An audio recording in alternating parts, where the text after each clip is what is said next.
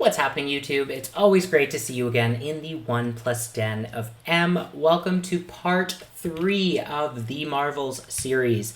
This one has a photo from a set leak, so be warned. I'm probably the most excited for this one, to be perfectly honest with you, for so many reasons. This character is exactly what we need right now, especially given recent events in Canada.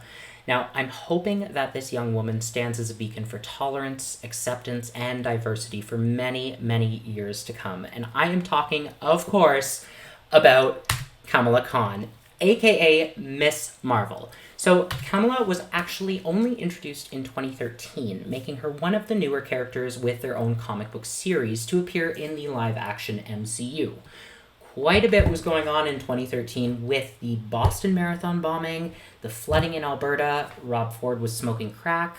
So Miss Marvel is the first Muslim character to headline her own comic book series, but not actually the first Muslim character, as we've had several other Muslim characters, including one of my favorites, Dust, who was actually first introduced in 1994. Now, the casting of this character could not be closer to my heart, and I mean literally. Iman Vellani is from the Toronto area. Now, she's going to be joining our MCU family with fellow Canadians Colby Smulders, Evangeline Lilly, Simu Liu, and Tatiana Maslany, just to name a few. Now, the history of this character isn't as old as the others, but she's very, very interesting in her own respect, especially in terms of diversity.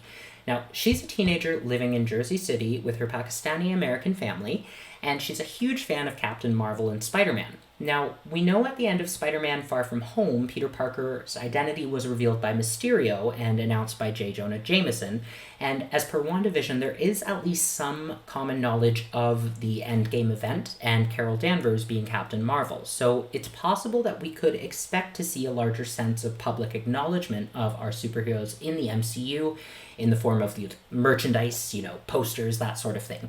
Now, Kamala's comic run deals with your usual teenage issues, balancing social responsibility, family responsibility, all while also dealing with a sense of self and identity, and, of course, fighting crime through the series. So Kamala is what's known as an Inhuman, which you may be familiar with given the no longer canon Inhumans and Agents of S.H.I.E.L.D. series. However, it remains to be seen how the Disney Plus series is going to deal with introducing them. For those of you who aren't familiar, Inhumans have a strong connection to Celestials and the Eternals, which we'll be seeing soon, and they are different from mutants like the X-Men for a big reason. To put it simply, Inhumans basically have alien DNA, which grants them certain abilities. However, those abilities typically remain dormant until an external force, like Terrigen Mist, activates them, whereas mutants like the X-Men are evolved humans whose abilities manifest on their own, typically around puberty. In terms of powers, Kamala is what is known as a polymorph, meaning she can elongate her limbs and torso at will, much like Reed Richards of the Fantastic Four.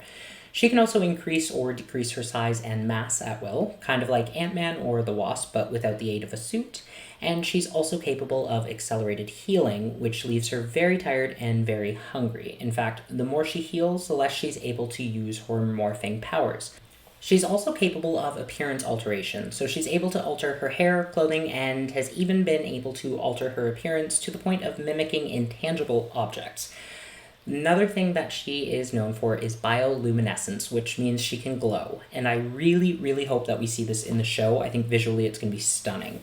Now, her suit, as you can see, it was actually developed by her friend Bruno, so it's pretty clear that we're going to start seeing younger characters start transitioning into that kind of guy-in-the-chair type role.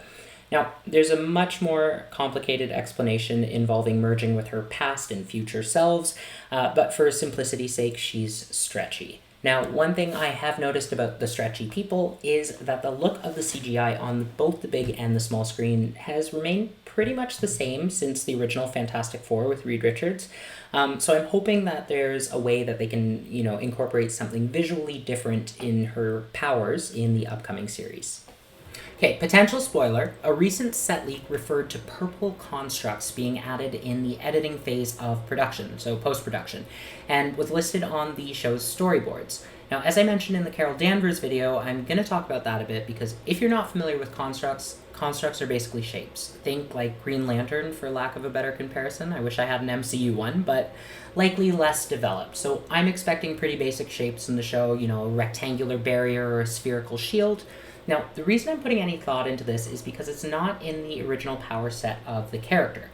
The leak itself went on to further explain that the constructs were being generated by a bracelet that the character wears. Now, I've scoured the internet for a similar object in the Marvel Universe, but I wasn't able to find anything noteworthy.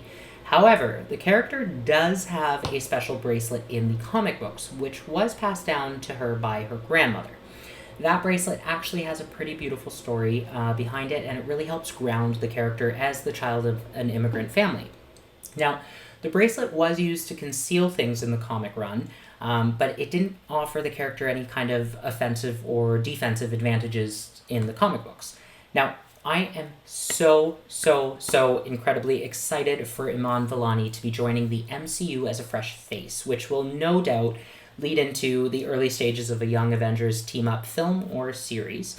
And given that she went from headlining her own Disney Plus series with no experience, and then being cast as a major character in an upcoming blockbuster, The Marvels, I have a lot of faith that Disney knows she's perfect for the role. I am so excited for this show to come out. I cannot wait. Now, that's it.